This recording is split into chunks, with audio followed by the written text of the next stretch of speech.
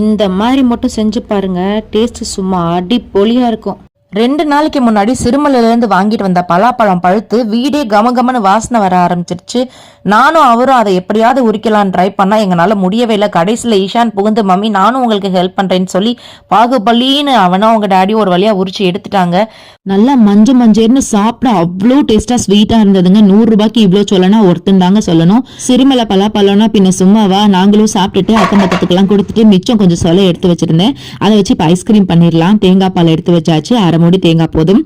Cut பண்ணி வச்ச பலாப்பழத்தோட அரை கப்பு சர்க்கரை சேர்த்து ஒரு மிக்சி ஜாரில் போட்டு நல்லா அரைச்சி எடுத்துக்கலாம்.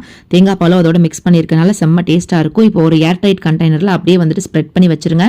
2 மணி நேரத்துக்கு ஒரு தடவை எடுத்து மறுபடியும் அரைச்சிட்டு வைங்க. அப்போ தான் ரொம்ப சாஃப்டாக இருக்கும். நல்லா ஃப்ரீஸ் பண்ணி வந்துட்டு ஒரு நாள் ஃபுல்லாக விட்டுருங்க. அதுக்கப்புறம் எடுத்தீங்கன்னா அப்பா அடிப்பொலியாக இருந்ததுங்க டேஸ்ட்டு. நீங்களுமே ட்ரை பண்ணி பாருங்கள். வீட்டில் வந்துட்டு எக்ஸ்ட்ரா எந்த ஆடட் ஃப்ளேவரும் சேர்க்காம அப்படியே ரியலாக ஐஸ்கிரீம் செஞ்சு சாப்பிடலாம்.